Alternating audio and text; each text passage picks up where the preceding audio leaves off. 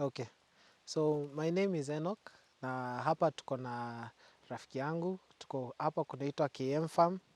Iko Murungurone, juu ya Kionyo kidogo. So kwa hii shamba as you can see, kuna mahindi kidogo tumepanda, kuna viazi, kuna avocado, kuna yacon pia. So that's what we majorly do, and I'm here to discuss the journey of farming with you.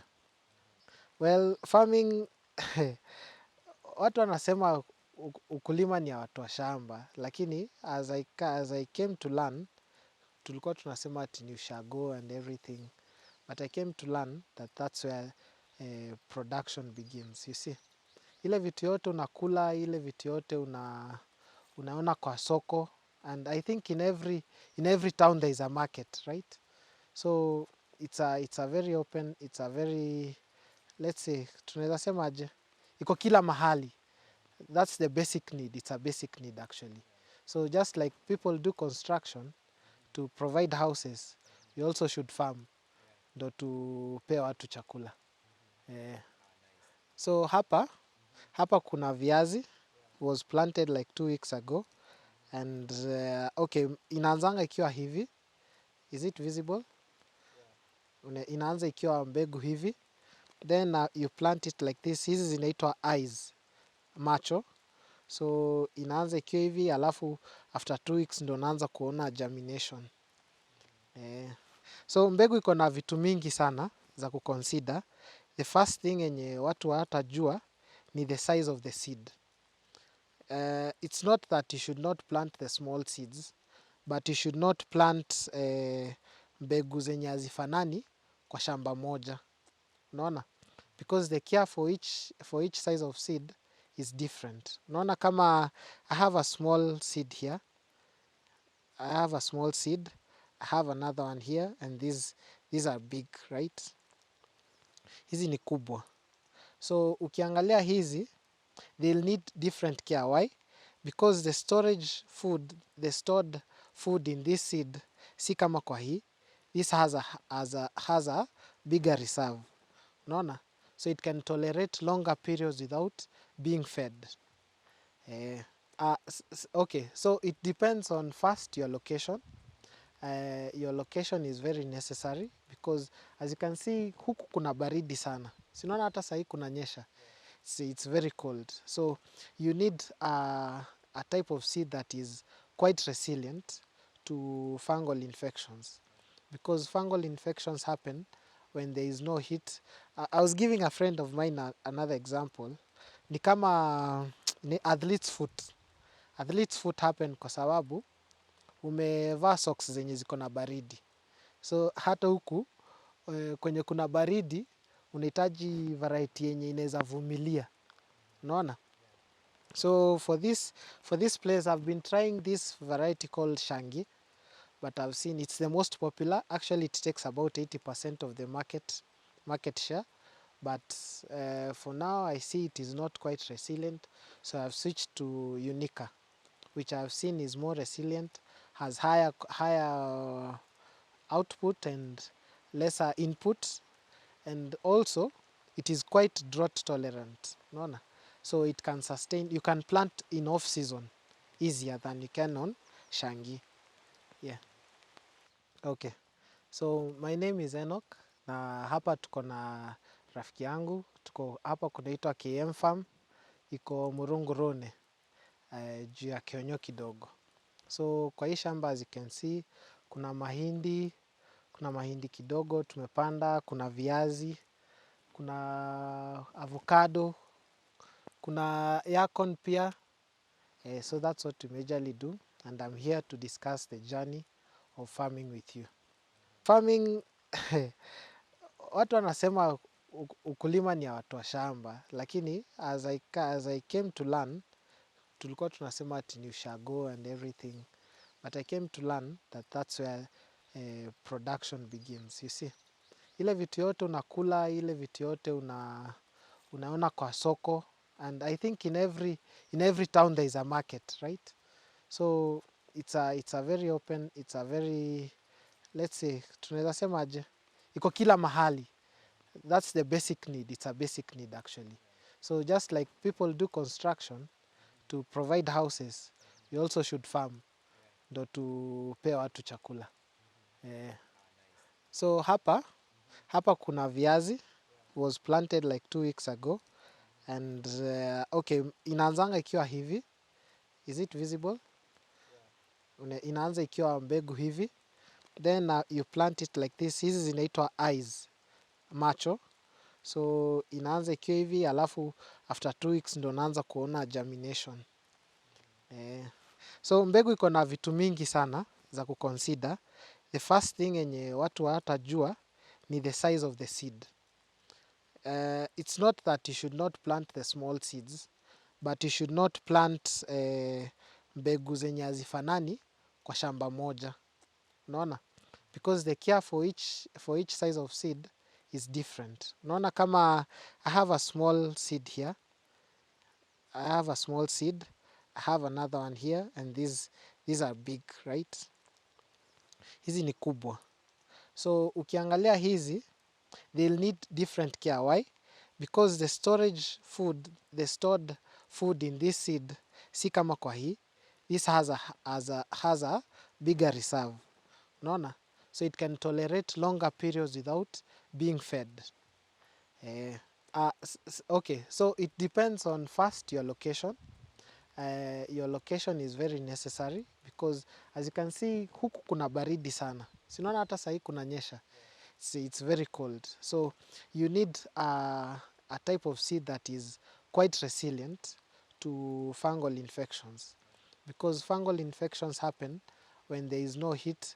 I was giving a friend of mine another example. Ni kama ni athlete's foot. Athlete's foot happen kwa sababu umevaa socks zenye ziko na baridi. So hata huku kwenye kuna baridi unahitaji variety yenye inaweza vumilia. Unaona? So for this place I've been trying this variety called Shangi, but I've seen it's the most popular. Actually it takes about 80% of the market share, but for now I see it is not quite resilient, so I've switched to Unica, which I've seen is more resilient, has higher output and lesser input, and also it is quite drought tolerant. Unaona? So it can sustain, you can plant in off season easier than you can on Shangi. Yeah. This is the yakon. It's a tuber that is planted from the cuttings. Now, something to note, there is the difference between stem tubers and root tubers. Viazi ni stem tuber because you can plant ile tuber imezaliwa. Sawa. Kwa root tubers huwezi panda. Kama zinaitwa aje, sweet potatoes is a root tuber because hata ukiipanda haiwezi tokea. Sawa. So this is also a root tuber, and we use the cuttings. Ina produce sana. It's called yakon. It can be used kwa, unaweza ipika inaonja kama carrot, but first you have to dry it. Unaianika iko na water content iko juu sana. So lazima ianike ikuwe dehydrated kidogo ndio ikuwe tamu. So these are the unaweza ipanda na cuttings. Unaona vile watu wanapanda napier grass. Unaweza ikata hapo, unaikata hapa, unaikata hapa, unakata hapa, then you plant. Nitakupea mbegu. Ndio kuje, this ginger, ndio ginger plant. Watu wengi wamekuja hapa, actually wanashangaa hii ni mmea gani, kwa sababu it's not, haijajulikana sana, but if you search it up utaona iko na very many benefits. Iko na, wanasema it can help diabetic patients, regulate their sugar levels. It can help it's a prebiotic. Inaweza saidia in digestion and vitu kama hizo. Yes. Nimefanya medicine, lakini passion yangu ikakuja kwa ukulima. Na I really apply medicine hapa kwa sababu kama dawa ya viazi na dawa ya kuspray and vitu kama hizo, lazima ujue drug classes. Unaona? Na lazima umix dawa tofauti tofauti. Ndo unajua ukiexpose a certain ukiexpose an organism to a certain drug mara mingi, resistance inaongezeka. Unaona? So like kama viazi, najua wakulima wengi hawajui, but I'm willing to educate them. That's why we are doing this. Kuna vitu zinaitwa FRAC classification, especially kwa hizi dawa za baridi. Kuna FRAC classifications. Na haufai kutumia, according to FRAC classifications, haufai kutumia antifungals moja more than twice. Unaona? So ukitumia more than twice in a season, by the a whole season. Ukitumia moja more than 2 times a season, una increase resistance, okay? Which is not a good thing to have. Si ndio? Unaona tunatumia medicine huku pia. Sa hata hii ya for lamyworm. Unaweza sikia ati watu wanasema nilitumia hii dawa na haikufanya kazi. Unaweza pata ni eti ameitumia over a long period of time. Unaona? So such that resistance ika build. So the best way ni kutumia, ukitumia hii dawa sahi, change to another class the next time. Daktari mwenyewe. Daktari. Hapa sasa tumeona ginger, hazijakomaa bado, they take really long. Ile ginger za nini zinakuaga hivi? Yes. Can I uproot one? Yeah. Maybe because I'll also need seed.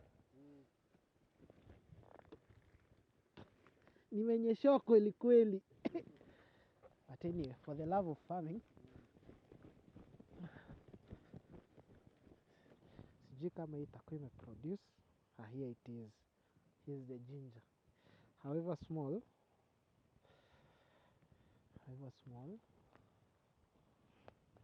hii ni ginger. Sinaona inafanana na ginger kweli? This is a small ginger. Sawa? So if you want to plant ginger, you use this. Una separate hivi, unapanda hiyo. Una separate hivo. So these are individual plants. Yeah. Ndio hii ginger ingine hapa. But huku nimekuja kuona ndio aka kadogo kingine. Nimekuja kuona huku kuko cold, kuko too cold for ginger. So I won't be planting them again. There is no need. It takes almost a year. Hizi zimekaa karibu mwaka na ziko hivi. So there is no need to yako ni juu inakaa hivi. So hii unaweza tumia, una propagate. Unaweza panda hii iko ready kuwa transplanted. So unakata hii. And actually unaona hapa chini. Unaona hizi. All these are individual plants if you can separate them. So you can actually cut, unakata hapa, unapanda. Hizi ni fruits, achana na fruits. Hizi ndo individual plants. Yeah? Acha tunawe mikono hapa. This is fresh water, usiogope kumenyesha.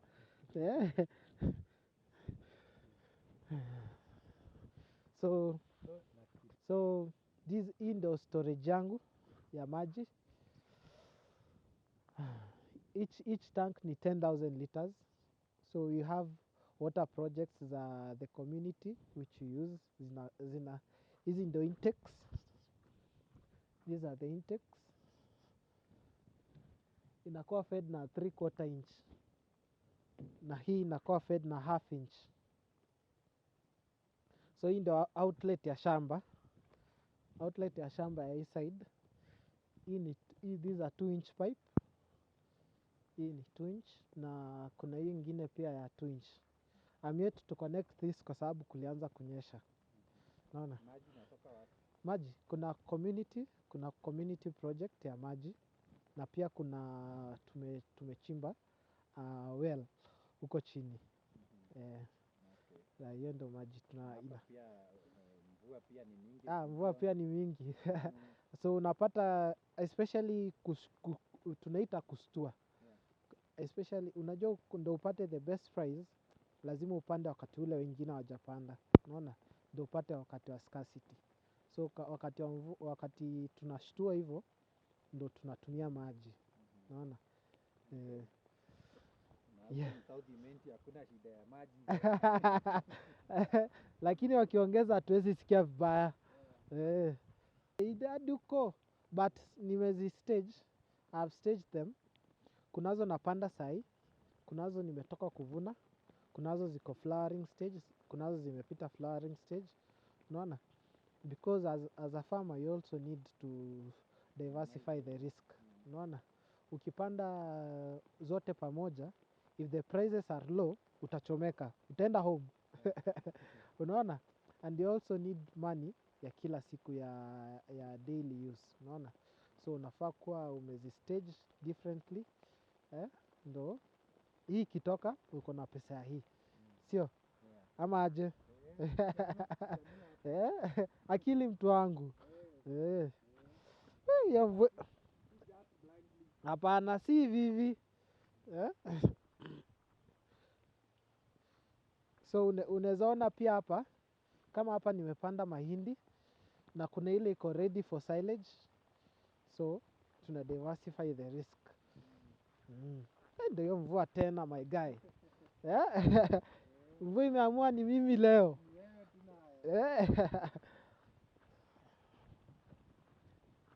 So hapa ni viazi but pole. Hapa ni viazi but sijapanda vizuri as it should. Kwa sababu nimeweka mbolea juu. Mbolea ilifaa kuwa chini ndio ikuwe well mixed na mchanga. Lakini mbolea ndio ilichelewa. Sasa I just had to do it this way. Sindio? Si kuna avocados. Tutaonyesha matunda saa hii tu. Tutaonyesha matunda. Cameraman unataka kuanguka.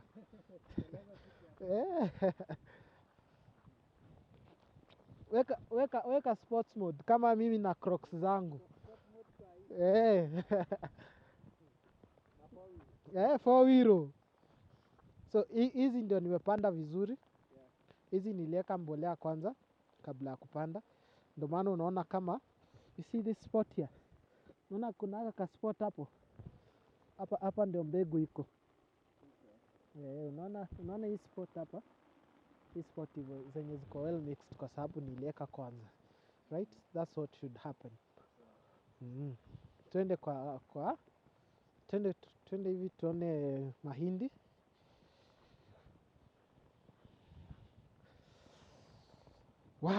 Wacha nikwambie. It's about time.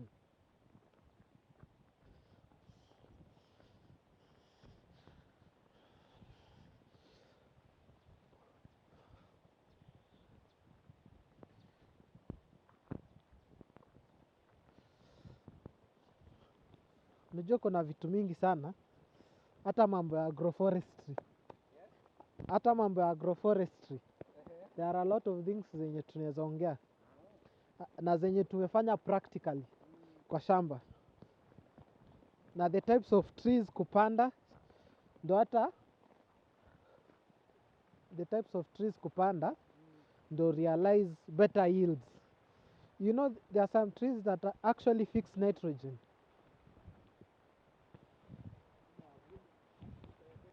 Like kutoka upande ikiwa mbegu. Ukiamua kuingojea ndo ikuwe unga ugali. Tuseme ile mahindi inatengenezwa unga ugali. It takes 1 year. Kwa shamba 1 year. Ya 6 months inakuwa ready ya kuchomwa. Sawa. Si unaona kama hizi tunamaliza the 4th month. Hizi na bado unaona haijaeka mbegu bado. Unaona? Bado haijaeka mbegu. So this is almost another month ya kuweka mbegu. Sawa. So on the 6th month unaweza ichoma. But ya silage tutavuna on the 5th month, next month. Kwa sababu si silage wanataka wakati ile iko milky stage. Si ndio? So hii mahindi nimepanda on 2 acres. Nimepanda hii mahindi on 2 acres. but kuna kitu inaitwa seed rate. So seed rate on vile watu wanapanda kawaida ni they use about 2 kgs on a quarter acre. Sawa. So for an acre they would use 8 kgs. That's to 4 packets. Si ndio? But hapa nimetumia double the seed rate. Si unaona hapa ni hii mbegu ni mingi. I've used double the seed rate. In the 2 acres, it's actually 2.1 acres. Nimepanda how many kgs? 12, 24, 20, 30 kgs for the 2 acres. But what I change is the nutrition. Unaona? Lazima nizifeed vizuri kutoka ziwe ndogo ndo zisicompete against each other zikigrow. Unaona? Yeah, sinunua silage. Ya silage anataka one a good crop yenye iko na good chenye ng'ombe itakula. Ya pili anataka zikuwe mingi. Unaona? Ndo akikata ng'ombe wake asikule a big portion ya shamba. Na hata sisi wakulima inakuongezea pesa yenye utauza nayo, si ndio? Sinakwambia kuna kitu inaitwa extensive farming na intensive farming. Hapa ni intensive farming. Kwa sababu the water source yetu, in the water source yetu, it's about 20 feet deep. Tulichimba na watu kwanza, alafu ikafika kwa mawe, alafu we used a tractor, ile backhoe ya extend, alafu ikapita the rock, then we went chini kidogo with people about 6 feet. Tractor ilichimba I think hadi around 14 feet, alafu tukaongeza watu wakachimba the rest 6 feet. Maji haikuangi hivi kila wakati. As you know, water table inapanda wakati ule kumenyesha. Ndio maana tumebarikiwa na streams huku. Si unaona saa hii streams zinatoka huku. So that's why the water table is this high, because actually not many people, watu wamefunga taps za nyumbani, si ndio? Wana collect rain water. So hapa ndio tuko na pump, alafu tunapiga na this is hii pipe ni ya 2.5. No, it's 2 inch. This is a 2 inch pipe. Hii ndio tunatumia kupiga maji hadi kwa zile tanks tulionyesha, si ndio? So we have a big pump yenye inapiga about 40,000 liters per hour. So for the 2 tanks are 20,000. So you only pump for about 30 minutes, then the tanks are full. That we do during the day around lunch hour, kwa sababu asubuhi tanks zinakuwa zimejazwa na community water. Hiyo inatusaidia pia kureduce cost ya production. Okay? Unaona vile tumebarikiwa na mito inaanza huku kwetu. But this is temporary. Water table ikienda chini. Mic iko on. So hii ni temporary. Hii maji ni temporary. Water table ikienda chini koa ni kufanya jina kizungu itaisha. So how we discovered there is water underground, this place used to be swampy. Unaona? So tunashangaa hiyo maji inatoka wapi. So siku moja tukaamua kutengeneza huu mtaro. Tukaanza huko juu. Tukatengeneza huu mtaro kutoka huko juu. So tukapata maji around hapo. So hiyo ndio ina flow. Vile inaenda chini ndio inaenda ikigather zingine. Inakuwa quite big chini pale. So ikasaidia hata hii maji yenye ilikuwa ina stagnate kwa shamba ikaanza kuflow. So tukaconnect na mto ingine iko hapo chini. There is a certain stream inaanza hapo. What name are you giving this? River KM Farm. KM ni jina ya my dad. Watu wanamjua kama kwa Mburugo. So you can call it Mburugo River. Si vibaya. Si kabaya.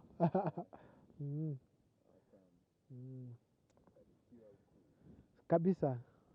Tumebarikiwa, baraka ni tele. Natural. Unaona hadi sahii nimeoshwa na mvua nimefanya